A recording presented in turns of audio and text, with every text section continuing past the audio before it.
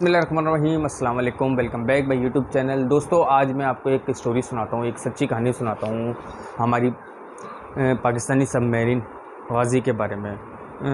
दोस्तों, शायद मैं ये वीडियो नहीं बनाता, लेकिन कल रात को अनफॉर्चुनेटली मैं यूट्यूब यूज़ कर रहा था तो अचानक से मेरी नज़र Indian movie the Ghazi attack पे पड़ी। तो सोचा इसको ओपन करके इसको देखा जाए। अंदाज़ा तो था, अंदाज़ा क्या 100% श्योर है कि इंडियन मूवी है तो ज़ाहिर है पाकिस्तान के अगेंस्ट बनाई गई होगी।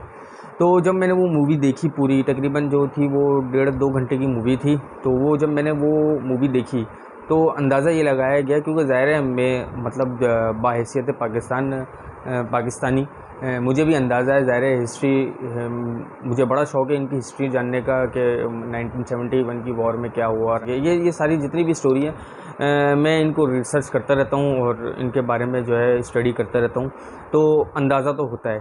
तो मैंने जो अंदाज़ा लगाया इस मूवी के बारे में, बॉलीवुड मूवी के बारे में, द गाज़ी अटैक, ज़ाहिर है मैंने आपको बताया कि वो पाकिस्तान के अगेंस्ट बनाई होगी। लेकिन मैंने जब अंदाज़ा लगाया कि जब ये मूवी मैंने पूरी देखी, एक तो ये फ़र्स्ट ऑफ ऑल पूरी झूठ का पलंदरा पर मबनी थी।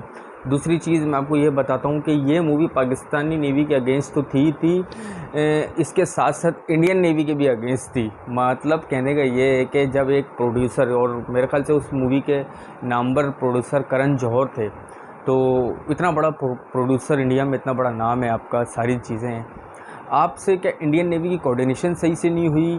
क्या चीज़ हुई कि आप अलग चीज़ बता रहे हैं और जो इंडियन नेवी है, जो 1971 की वॉर में जब गाज़ी जो हमारी जो हादसाती तौर पर या जो आपने अटैक किया, इस बारे में मैं आपको बताऊंगा डिटेल के साथ, सारी तफसीलात वीडियो के आखिर तक इंशाल्लाह आपको पता लग जाएगा कि असल वजह क्या है। लेकिन आपने कोऑर्डिनेशन वहाँ के नेवल ऑफिसर के साथ नहीं की कि क्या हुआ था, आपने क्या मौक़िफ़ दिया था 1971 की वॉर में, या द टाइम्स ऑफ इंडिया के अखबार में क्या आया था। आपको पूरी प्रॉपर स्टडी करनी चाहिए थी। बहरहाल, तो जुड़े रहिए मेरे साथ, इंशाल्लाह इस स्टोरी को मैं आपको बताता हूँ कि असल गाज़ी सबमरीन के साथ क्या वाक़या पेश आया था। 1971 वॉर के कुछ ऐसे राज जो कि आज तक हल नहीं हो सके, उनमें से एक राज पाकिस्तानी आबदोज़ गाज़ी सबमरीन की तबाही भी है। पाकिस्तान ये एडमिट करता है कि PNS गाज़ी जो है अपनी ही बिछाई हुई बारूदी सुरंग की वजह से तबाह हुई, जबकि दूसरी तरफ इंडियन नेवी का ये मौक़िफ़ है कि पाकिस्तानी सबमरीन गाज़ी PNS गाज़ी को धोखे से विशाखापट्टनम बॉर्डर बुलाकर हमारे INS राजपूत ने इसको तबाह किया गया था। जबकि तीसरी तरफ बॉलीवुड मूवी में ये दिखाया गया कि PNS गाज़ी को जो है INS करंज ने तबाह किया गया। दोस्तों, 1964 में ये जो सबमरीन है ये अमेरिका से ली गई थी 4 साल की लीज़ पर। उसके बाद 1.5 मिलियन अरब US डॉलर के पैसे देके जो है इस सबमरीन को पाकिस्तान ने अपने तहवील में ले लिया था। ठीक 1 साल बाद जो है 1965 जब पाक भारत की जंग का आगाज़ हुआ, तो इस सबमरीन गाज़ी को एक बहुत बड़ा मिशन सरंजाम दिया गया। ये मिशन जो है, एक तो इंडियन नेवी को भी ब्लॉक करना था, और दूसरा इंडियन एयरफोर्स के जो जहाज़ हैं वो भी कराची तक ना पहुंच पाएँ, ना तबाही कर पाएँ, तो वो भी एक बहुत बड़ा टास्क दिया गया था।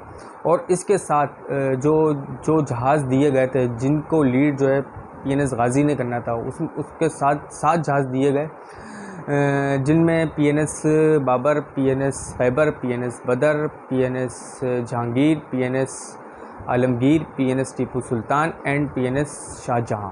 ये 7 जहाज़ जो थे ये ज़ेरे निगरानी थे PNS गाज़ी की, और PNS गाज़ी जो है बाखूबी इनको लीड करते हुए इंडियन पानी में उतर गई, और दवारका जो बॉर्डर है उसके एतराफ़ में आके इन्होंने दवारका स्टेशन को जाम किया, स्टेशन तबाह किया। उसके बाद मज़ीद आगे जाके मुंबई के पानियों में इंडियन जो बहरी बेड़े हैं इनको जाम किया, इनको होल्ड किया, इनको इतना होल्ड कर दिया कि ये पेट्रोलियम तक ना कर सके। इनकी इतनी दहशत हो गई PNS गाज़ी की कि इंडिया वाले इतने डरते थे, क्योंकि ज़ाहिर है उस टाइम पे जनूबी एशिया में वाहिद पाकिस्तान के पास सबमरीन थी, उसके अलावा पूरी जनूबी एशिया में किसी के पास सबमरीन नहीं थी।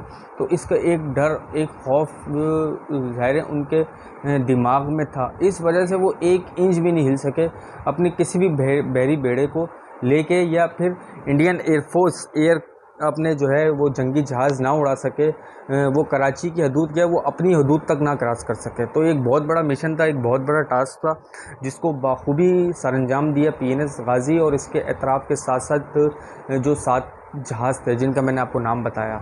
ये जब मिशन से वापसी आई तो PNS गाज़ी के स्टाफ को 10 बड़े अवार्ड से नवाजा गया, जिसमें से 2 जो थे वो तमग़े जुर्रत थे। 1965 की जंग ख़त्म होने के बाद 1968 में जो है पाकिस्तान ने सबमरीन को जो है अमेरिका भेजा गया, इसकी मज़ीद स्ट्रेंथ बढ़ाने, इसकी मज़ीद एबिलिटी बढ़ाने, इसकी मज़ीद एम्यूनिशन सिस्टम, ताकि इसमें मज़ीद जो है तोपें नफ्स हो सकें, ये सारी चीज़ें हो सकें। उसके बाद फिर ये पाकिस्तान में वापसी आई। फिर आया 1971 का टाइम। ये वो टाइम था जब मशरक़ी पाकिस्तान हमसे अलग होने जा रहा था। पाकिस्तान को अंदाज़ा हो गया था कि इंडिया के नापाक इरादे हैं कि मशरक़ी पाकिस्तान को पाकिस्तान से अलग किया जाए, क्योंकि ज़ाहिर है एक मशरक़ी पाकिस्तान एक बिल्कुल मतलब अगर मशरक़ी पाकिस्तान से पाकिस्तान में आना हो तो बहुत बड़ा टास्क होता था, बहुत दूर था हमसे। तो इंडिया को अंदाज़ा था कि हम इनके इस कमज़ोर चीज़ पे अटैक करेंगे तो ज़ाहिर है हम कामयाब होंगे। तो बहरहाल पाकिस्तान को अंदाज़ा हो गया था। तो एक बार फिर जो है पाकिस्तानी सबमरीन गाज़ी को एक बहुत बड़ा मिशन दिया गया, एक बहुत बड़ा टास्क दिया गया। इस सबमरीन को 1971 14 नवंबर को कराची की बंदरगाह से निकाला गया, जिसमें मौजूद तकरीबन 93 लोग थे और इनके कमांडिंग ऑफिसर मोहम्मद ज़फ़र इकबाल थे। सबमरीन को श्रीलंका के इर्द गिर्द चक्कर लगाते हुए खलीजी बंगाल पहुंचना था, जो इसकी मंजिल जो थी वो मशरक़ी पाकिस्तान चटकान पाकिस्तान नेवल बेस थी। ये तकरीबन कराची से 5000 किलोमीटर का फासला था, लेकिन अनफॉर्चुनेटली इस सबमरीन को बीच रास्ते में इस सबमरीन के कमांडिंग ऑफिसर मोहम्मद ज़फ़र ख़ान के पास कुछ सीक्रेट डॉक्यूमेंट थे, जिसको बीच रास्ते में खोला जाना था। आज तक नहीं पता लगा कि उस डॉक्यूमेंट के अंदर क्या राज था। हाँ, अंदाज़े बहुत लगाए गए हैं कि PNS विक्रांत को तबाह करने का मिशन दिया गया और साथ साथ इंडियन बेस के एतराफ़ में बारूदी सुरंग बिछाने का मिशन दिया गया। भारतीय अखबार द इकोनॉमिक्स ऑफ इंडिया में एक आर्टिकल में लिखा गया था कि पाकिस्तानी सबमरीन गाज़ी जो कि अच्छी हालत में नहीं थी, इसका बार बार इक्विपमेंट फेल हो रहा था। अगरचे ये मशरक़ी पाकिस्तान पहुंच भी जाती तो वहाँ पाकिस्तानी नेवल बेस के पास ऐसी कोई फैसिलिटीज़ मौजूद नहीं थी कि इस PNS गाज़ी को रिपेयर किया जा सके। इसके बावजूद पाकिस्तान ने पाकिस्तानी सबमरीन गाज़ी को ये मिशन दिया गया कि INS विक्रांत को तबाह करना है। इंडियन नेवी के वाइस एडमिरल को ये डर इसके बावजूद था कि PNS गाज़ी जो है हमारे INS विक्रांत को तबाह कर सकती है, चूँकि INS विक्रांत के बॉयलर के एक हिस्से में क्रैक आ चुका था, जिसकी वजह से INS विक्रांत की स्पीड बहुत कम हो गई थी। चुनाचा इस चीज़ को मद्देनज़र रखते हुए इंडियन वाइस एडमिरल ने ये फ़ैसला किया कि हमारा जो INS विक्रांत है इसको किसी भी तरीके से PNS गाज़ी से छुपाया जाए। चुनाचा इन्होंने वहाँ एक जज़ीरा आइलैंड है, उधर इस जहाज़ को छुपा दिया था, क्योंकि उनको डर था कि अगर ये जहाज़ PNS गाज़ी के हत्थे लग गया तो ये नेस्तो नाबूद हो जाएगा। और दूसरी तरफ इन्होंने एक चालाकी के साथ अपनी इंडियन बेस में ये ऑर्डर जारी कर दिया कि आप जो है सब्ज़ियाँ वगैरह, क्योंकि ज़ाहिर है जहाज़ की ख़रीदारी का सामान वगैरह सारी चीज़ें पोर्ट पे लाया जाए। बज़ाहिर बताना ये था उनको कि जो पाकिस्तानी जासूस हैं उनको अंदाज़ा हो जाए कि INS विक्रांत जो है वो विशाखापट्टनम पहुंच चुका है, जिससे वो वहाँ सिग्नल दे दें PNS गाज़ी को कि आप विशाखापट्टनम पहुँच के इसको तबाह करते हैं। चुनाचा INS राजपूत को तैयार किया गया विशाखापट्टनम पे, जो PNS गाज़ी का मुकाबला कर सके और PNS गाज़ी को तबाह कर सके। चुनाचा जब PNS गाज़ी जैसी विशाखापट्टनम पहुंची तो INS राजपूत ने PNS गाज़ी को तबाह कर दिया। तो नाज़रीन कराम, ये जो स्टोरी मैंने आपको बताई ये तो था सारा इंडिया का मौक़िफ़। ये जितने भी सारी चीज़ें बताई, किस तरह से वाइस एडमिरल ने प्लान बनाया, विक्रांत को छुपाया, और इस तरह ये जो भी स्टोरी मैंने आपको बताई, ये सारी चीज़ें जो थी वो एक इंडिया का सुनहरी युग था। पाकिस्तान इस बारे में क्या कहता है और न्यूट्रंस इस बारे में क्या कहते हैं, मैं आपको ये बताता हूँ। जब PNS गाज़ी मुंबई के पानी में तबाह हुई तो उस टाइम अमेरिका ने इंडिया को ये चैलेंज किया कि हम खुद इसका मलबा निकालते हैं और चेक करते हैं कि ये इसके तबाह होने की क्या वजह है। तो इंडिया ने साफ इनकार कर दिया। उसके बाद 2003 में ख़ुद अपने 10 गोताखोरों की टीम बना के पानी में नीचे भेजा गया गाज़ी की तह में पता लगाने कि आखिर क्या वजह है। लेकिन जब वो वापस आए तो हतमी नताइज उनके पास भी नहीं थे। लेकिन उन्होंने अपनी किसी एक रिपोर्ट में ये बताया गया था कि जो गाज़ी सबमरीन है वो अपनी ही किसी हादसे का शिकार हो गई थी। उसके बाद 2010 में इंडियन नेवी ने इसके जो तमाम रिकॉर्ड्स हैं वो जला दिए थे, वो डिस्ट्रॉय कर दिए थे। क्यों जलाए गए, क्यों डिस्ट्रॉय किए गए, इसकी वजह आज तक सामने नहीं आई।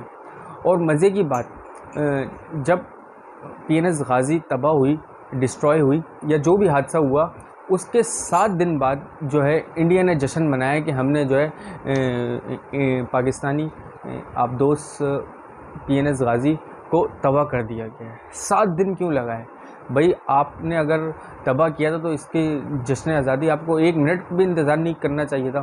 क्योंकि जब 1965 में यही PNS गाज़ी जब आपके द्वारका स्टेशन को जाम किया और ये सारी चीज़ें करी, तो उस टाइम हमने अगले दिन हमने जश्न मना लिया। तो आपने क्यों 7 दिन का टाइम लगाया?